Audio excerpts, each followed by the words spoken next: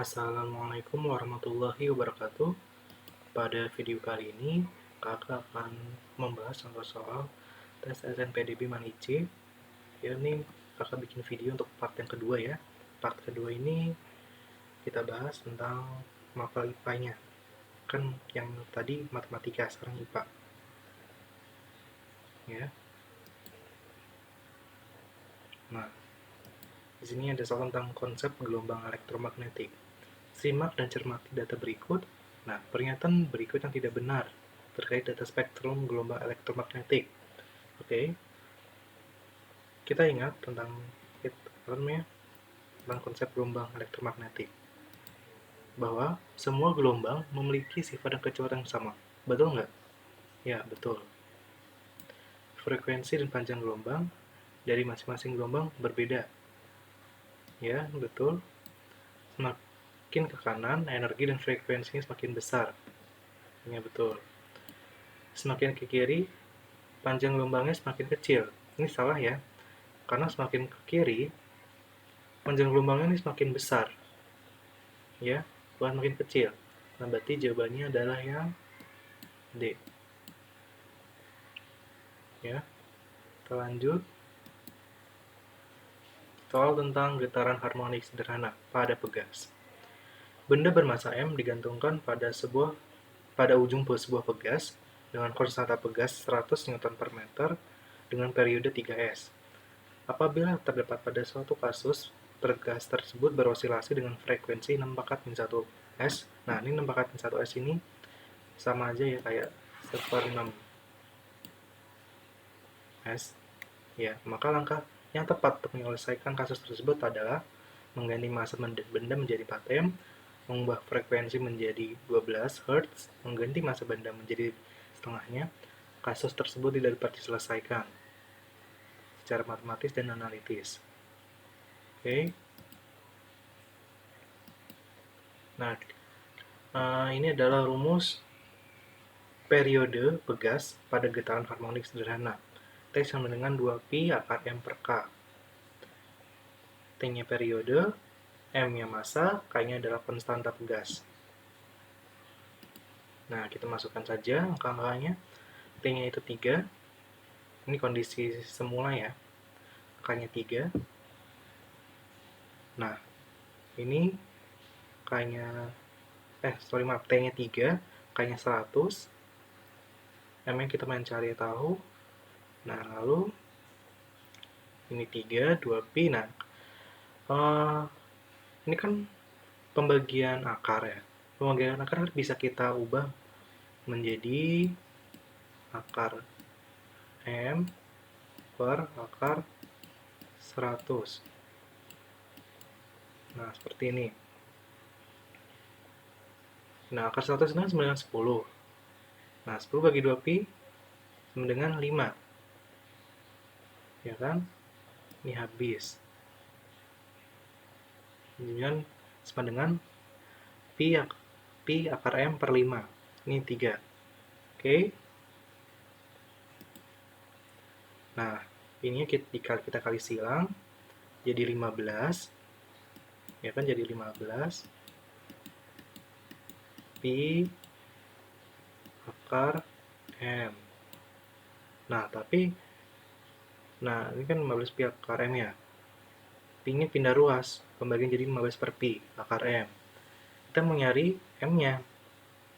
Nah, kalau kita mau nyari M-nya, berarti ini kita kuadratkan biar si akarnya ini hilang. Ya kan? Nah, ini kan akar M kuadrat sama dengan M. Terus 15 kuadrat sama dengan 225 pi kuadrat per pi kuadrat. Nah, ini hasilnya. Hasil untuk nilai M-nya. Nah, sekarang kita substitusi nilai M sama dengan 225 per pi kuadrat pada rumus periode pegas. Rumus periode pegas pada gerak harmonik sederhana. Nah, ini kita masukkan angkanya. T-nya 6, ya ini kondisi sesudah. Ini kita tulis deh. Ini sebelum,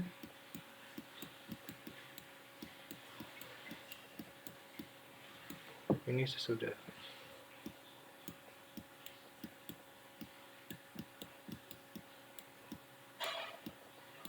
ya. Nah, kita masukkan angkanya, T-nya 6. Nah, kenapa T-nya 6? Kan ini frekuensinya dikatanya 1/6 ya. Rumus T itu adalah 1/F. 1/F.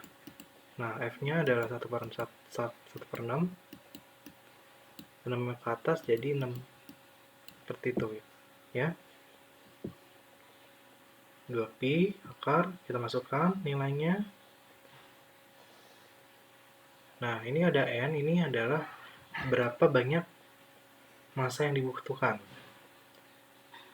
Ya, N sama dengan N, ini M, kita masukin 225 per pi kuadrat per 100. 6 sama dengan 2pi akar. Nah, ini kan karena pembagian ya. Jadi ini bisa ditulis kayak gini nih. 225N per pi kuadrat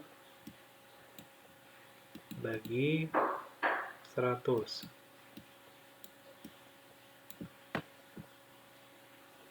Nah, kan jadi 100-nya kalau di bawah terus dikaliin ya. Jadi hasilnya 6 sama dengan 2pi akar 9N per 4pi kuadrat. Ini sama-sama dibagi 25 ya. Bagi 25, ini 9, ini 4 ya. Jadi hasilnya 9N per 4pi kuadrat. Nah, ini kita bagi ya.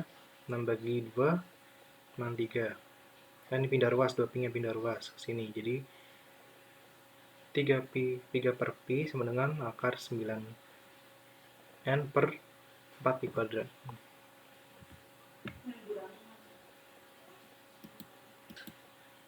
Nah, jadi seperti ini ya. 3 per pi. Nah, ini kita akarkan. Jadi ini kan pembagian akar ya, kayak tadi.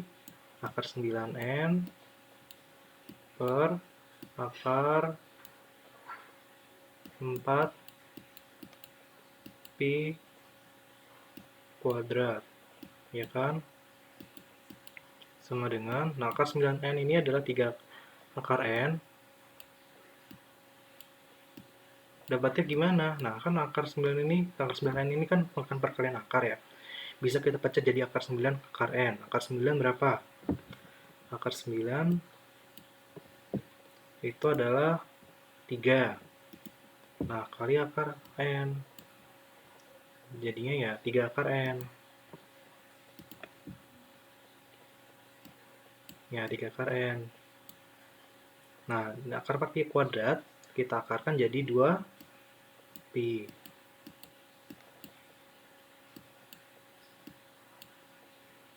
Nah, lalu nah, ini kan 3 kali. Nah, ini pi-nya kita coret nih ya. Ini kita coret. Kita kali silang. 3 kali 2, 6. 3 akar N ya 3. Kali 1 ya 3 akar N. Lalu ini pindah ruas ya. 6 bagi 3, 2. Sama dengan akar N. Nah, kita mau nyari N-nya. Kita kuadratkan. Biar akarnya ini hilang. Jadi akar N kuadrat sama dengan N. 2 kuadrat sama dengan 4. Jadi N ini sama dengan 4. Nah, lanjut soal nomor 8. Pernyataan berikut yang benar terkait konsep transport membran adalah, nah di sini kita harus tahu ya transport membran itu apa. Jadi transport membran itu dibagi dua, ada transport aktif dan transport pasif. Nah, yang di soal ini kita bahas tentang transport pasif ya. Kalau transport aktif itu tuh ada endositosis, ada eksositosis, ya. Nah, cuman di itu kita nggak akan terperdalam, kita lebih utamakan pada transport pasif. Nah, transport pasif ini itu ada difusi dan osmosis. Nah, ini sesuai dengan topik kita. Ya, nah difusi itu merupakan permindahan zat terlarut dari konsentrasi tinggi ke konsentrasi rendah. Contohnya kalau kalian buat air sirup, kan itu pekat ya larutannya, pindah ke larutan encer. Nah, itu termasuk peristiwa difusi. Tuh contohnya. Nah, kalau osmosis itu adalah perpindahan pelarut dari konsentrasi pelarut tinggi ke konsentrasi pelarut rendah, atau perpindahan pelarut dari konsentrasi larutan encer pelarut tinggi ke konsentrasi larutan pekat. Contoh osmosis itu adalah peristiwa masuknya air ke dalam akar atau batang tanaman. Itu termasuk contoh peristiwa osmosis. Nah, di sini ada perbandingan antara difusi dan osmosis. Kalau difusi, zat yang berpindah zat larut. Kalau osmosis, zat yang berpindah adalah pelarut. Pada difusi, kondisinya dari konsentrasi tinggi zat terlarut tinggi ke konsentrasi zat terlarut rendah. Kalau osmosis, dari konsentrasi pelarut tinggi ke konsentrasi pelarut rendah. Ya.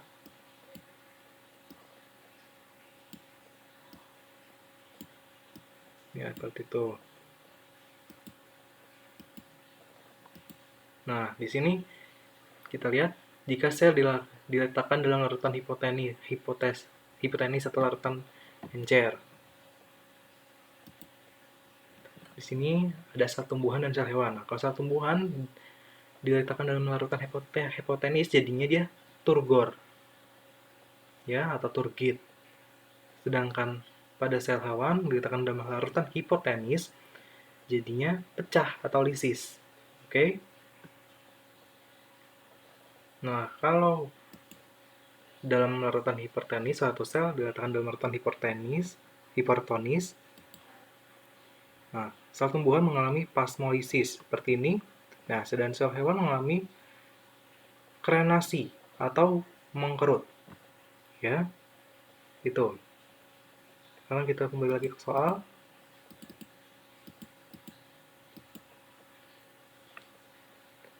Pernyataan yang benar ya. Pernyataan yang benar itu adalah difusi konsentrasi tinggi konsentrasi pelarut. Di sini kata kuncinya adalah pelarut. Ini salah ya. Ini salah. Zat yang berpindah ketika terjadi proses osmosis adalah zat terlarut. Salah. Aturan pelarut ya. Sel tumbuhan diletakkan dalam larutan hipotonis akan mengalami turgid, sedangkan sel hewan hipertonis akan mengalami krenasi. Ini betul. Nah, jika sel hewan diletakkan dalam larutan hipotenis mengalami turgid, dan jika sel tumbuhan hipertonis mengalami lisis. Ini salah. Berarti jawabannya yang C. Tentang sistem pencernaan. Lihat gambar di samping. Organ dan fungsi yang ditunjukkan huruf B yang tepat adalah, nah, sini A itu adalah pembuluh kapiler, fungsi untuk penyerapan zat gizi sederhana yang larut dalam air. Contohnya adalah vitamin B dan C, mineral, asam amino, glukosa, asam lemak, rantai pendek. Nah, sedangkan lakteal, yang ini ternyata lakteal ya. Berarti B sama D ini benar. Cuma kita nggak tahu fungsinya buat apa ya. Lakteal atau pembuluh limfa kecil berfungsi untuk penyerapan zat gizi sederhana yang larut dalam lipid. Berarti di sini yang larut dalam lipid adalah yang D. Ya. Tentang bioteknologi, reaksi pembentukan etanol pada proses pembuatan tape singkong. Nah, jadi selama ini kita tahunya bahwa tape singkong itu berasal dari singkong yang difermentasikan oleh bakteri ini, bakteri Saccharomyces cerevisiae. Ya. Cuman kita nggak tahu apa sih yang terjadi pada proses fermentasinya itu. Ya. Nah, di sini kita akan membahasnya ya. Ini soalnya substrat pembentukan etanol yang terlewati. Ini ada 2 asam pirufat, ini kita nggak tahu, ini 2 etanol. Ya, kita bahas. Terdapat satu molekul glukosa yang masuk ke sitosol untuk melakukan glikolisis atau proses penguraian gula. Pada proses ini, satu molekul glukosa diurang menjadi 2 molekul asam pirufat. Nah, selanjutnya 2 molekul asam pirufat ini akan bertemu dengan enzim pirufat dekarboksilase. Enzim ini akan melepaskan 2 molekul CO2 yang terdapat pada gugus asam pirufat, sehingga 2 molekul asam pirufat akan menjadi 2 asetaldehyida. Nah, berarti ini bagian kosongnya nih, 2 asetaldehyida ya, berarti ini yang A. Nah, di sini untuk jelasnya akan menyajikan diagram. Yang pertama ada glukosa. Ya, glukosa ini ternyata terdapat di sitosol untuk melakukan proses glikolisis atau proses penguraian gula. Ya, nah lalu glukosa dipecah menjadi 2, yaitu menjadi 2 asam pirufat ketika proses penguraian itu. Oke, lanjut. Nah, 2 asam pirufat ini bertemu dengan enzim pirufat dekarboksilase. Maka itu si CO2-nya ini lepas. Ya, CO2-nya lepas, lalu menghasilkan 2 asetaldehyida. Ya, 2 molekul asetaldehyida. Selanjutnya, si molekul 2 asetaldehyida ini akan bertemu dengan enzim alkohol dehidrogenase. Nah, enzim alkohol dehidrogenase ini membawa NADH dan satu atom H. Ya, seperti yang ada pada gambar. Nah, ternyata si alkohol dehidrogenase ini nih mengubah NADH menjadi NAD+ dan satu atom H. Nah, kemudian NAD+ ini akan kembali lagi ke proses glikolisis. Ya, kembali lagi ke proses glikolisis. Nah, kemudian sisanya tinggal satu atom H yang lepas sama satu atom H yang dibawa sama NADH tadi. Ya, ini juga. Nah, ini mereka keduanya bertemu nih dengan alkohol dehidrogenase. Lalu selanjutnya terciptalah 2 etanol. Nah, seperti itu proses pembentukan etanolnya. Ya. Ini termasuk reaksi katabolisme pada respirasi anaerob. Ya, reaksi katabolisme pada respirasi anaerob. Oke. Sampai di sini saja pembahasan Kakak. Terima kasih. Wassalamualaikum warahmatullahi wabarakatuh.